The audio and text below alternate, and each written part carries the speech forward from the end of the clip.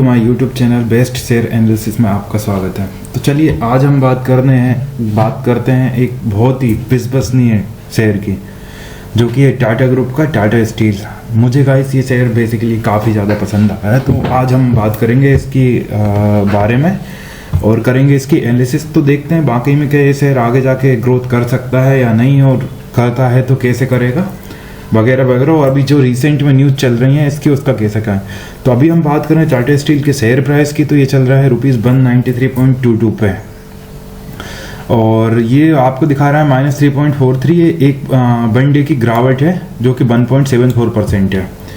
और NSE पे इसका रेट है 193.22, जबकि BSE पे इसका रेट है 193.25। यहाँ पे BSE पे जो गिरावट शो कर रही है वो कर रही है 3.40 रुपीज़, जो कि होता है 1.73%।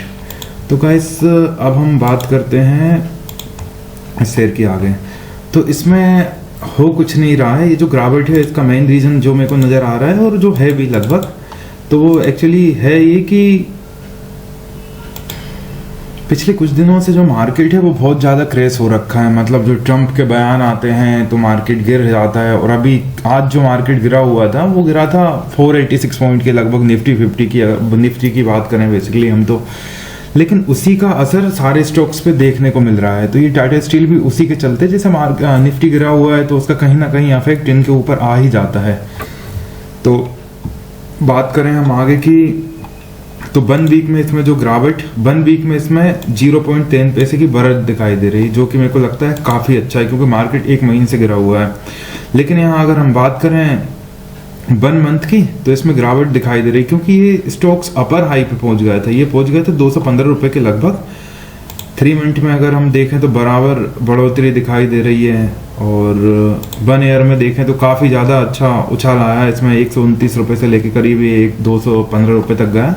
तो ऐसे ऑल टाइम में तो बहुत ही ज़्यादा ये कहाँ लिस्ट हुई थी, कहाँ आ गई है, तो वो एक अलग चीज़ हो गई, उसको हम नहीं देखेंगे। अभी हम रिसेंट का बात करेंगे कैसा क्या है।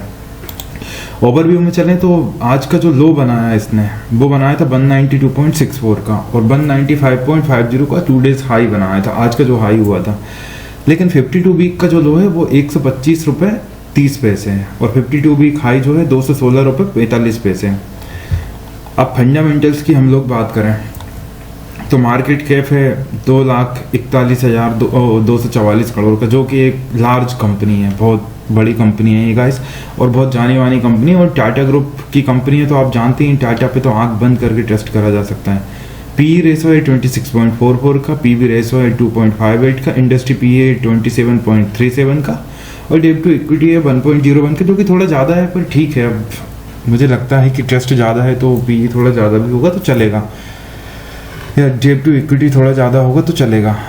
और ROE की बात करें तो 7.7%, ठीक है, ज़्यादा अच्छा तो नहीं बोलेंगे, इसे FD के रेट का ही है, ठीक है। लेकिन EPS 7.31, ये भी ठीक है। डिविडेंड यील्ड की बात करें तो 1.86%, ये काफ़ी लो है। मुझे लगता है अगर थोड़ा और डिविडेंड यील्ड, अगर ये डिविडेंड देते या डिविडेंड यील्ड बढ़ी हुई होती तो ये जानी मानी कंपनी पे और ज़्यादा ट्रस्ट लोग करते, क्योंकि लोगों को इन्वेस्टमेंट तभी करते हैं लोग जब उन्हें कुछ वहाँ से प्रॉफिट हो।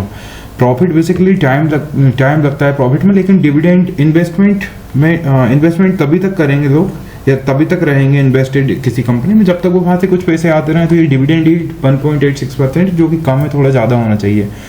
बुक वैल्यू की बात करें तो 74.88 रुपये की है।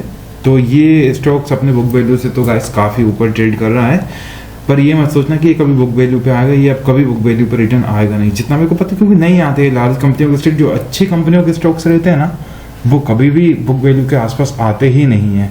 बहुत कम चांसेस है, जैसे 70 से 80% तो नहीं आते, बाकी 20 से 30% कभी कभी अपने बुक वैल्यू के पास ट्रेड करने लग जाते हैं।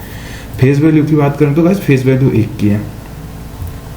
और रेवेन्यू की अगर बात करें तो क्वार्टरली प्रॉफिट देखें, दिसंबर में 53,869 करोड़, बहुत बढ़िया। मार्च 25 में 56,679 करोड़, जून में 53,467 करोड़, सितंबर 59,053, और यहाँ दिसंबर में 57,503।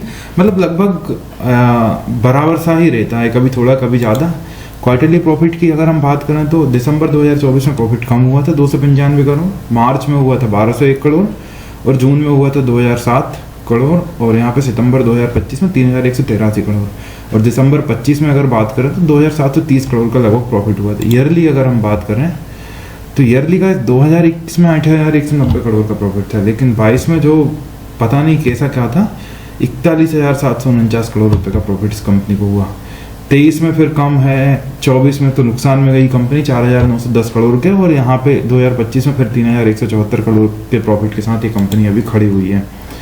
नेट वर्थ भी गाइस थोड़ा बहुत फ्लैक्चुएटिंग है, 77,000 से 1,17,000 पहुंची, फिर 1,05,000 आई, फिर 92,000 और अब 91,000। यहाँ से ये थोड़ा ऐसा लग रहा है कि डिक्रीजिंग है थोड़ा सा, तो ये दिक्कत वाली बात हो सकती है। वैसे कुछ ऐसा है नहीं। अगर हम फाउंडेड की बात करें तो 1907 में ये कंपनी फाउंड हुई थी। इसके एमडी सीईओ हैं टीवी नरेंद्रन और NHC symbol Tata steel industry है बेसिकली।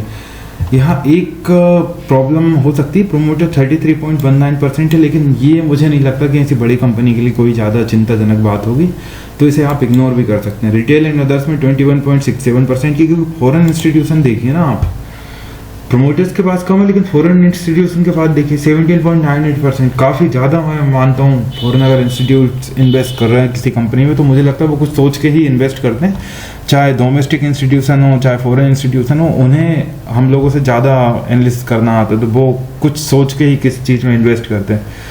और म्यूचुअल फंड की भी होल्डिंग बढ़िया है 14.64%। तो ओवरऑल मेरा मानना है शेयर होल्डिंग पैटर्न से तो ये कंपनी परफेक्ट है भाई, इसमें बिल्कुल भी सोचने की ज़रूरत नहीं है। शेयर होल्डिंग पैटर्न से तो बढ़िया कंपनी नज़र आ रही है, और रेवेन्यू भी बढ़िया है, प्रॉफिट भी बढ़िया है। डिविडेंड यील्ड थोड़ा सा कम है पर ठीक है, अब डिविडेंड नहीं देती है कंपनी तो ग्रोथ स्टॉक्स में आ जाती। पहले ये कंपनी काफ़ी डिविडेंड देती थी, मैं आपको दिखा देता हूँ।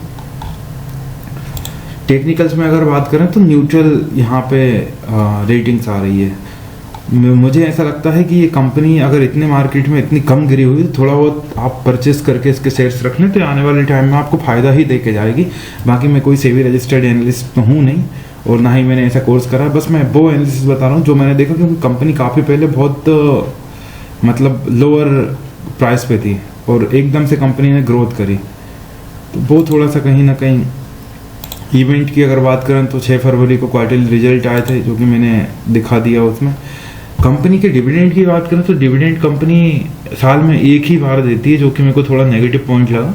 डिविडेंड अगर कंपनी देती है तो थोड़ा अच्छा रहता है, क्या इन्वेस्टर थोड़ा फिर इंटरेस्टेड रहते हैं कि चलो यार थोड़ा बहुत पॉकेट मनी आ जाती तो उससे चल जाता है लोगों का। अगर किसी के पास बहुत ज़्यादा क्वांटिटी में शेयर्स हैं, अगर किसी के पास 1 लाख शेयर्स हैं और कंपनी 3.60 का डिविडेंड दे रही है तो 3,60,000 रुपये बढ़िया अच्छे खासे नॉर्मल खर्चे के लिए हो जाते हैं। बाकी यही सब है, मेरा मानना तो ये है कंपनी बढ़िया है, आप चाहें तो इसमें इन्वेस्ट कर सकते हैं, जरा सा भी सोचने की ज़रूरत नहीं है। बाकी अपना कोई भी डिसीजन इन्वेस्टमेंट से रिलेटेड अपने दम पे लें, अपने फाइनेंशियल एडवाइज़र से सलाह करके लें, क्योंकि मैं कोई सेबी रजिस्टर्ड एनालिस्ट नहीं हूँ, तो मैं अपने हिसाब से कंपनियाँ बताता हूँ जो मेरे को ठीक लगती हैं, क्योंकि स्टील इंडस्ट्री में इसका काफ़ी नाम है इस कंपनी को, टाटा ग्रुप की कंपनी है तो ट्रस्टेड कंपनी है। तो एक बार अपने फाइनेंशियल एडवाइजर से सलाह लेकर किसी कंपनी में किसी भी फाइनेंशियल इंस्ट्रूमेंट में आप निवेश करें। Thank you.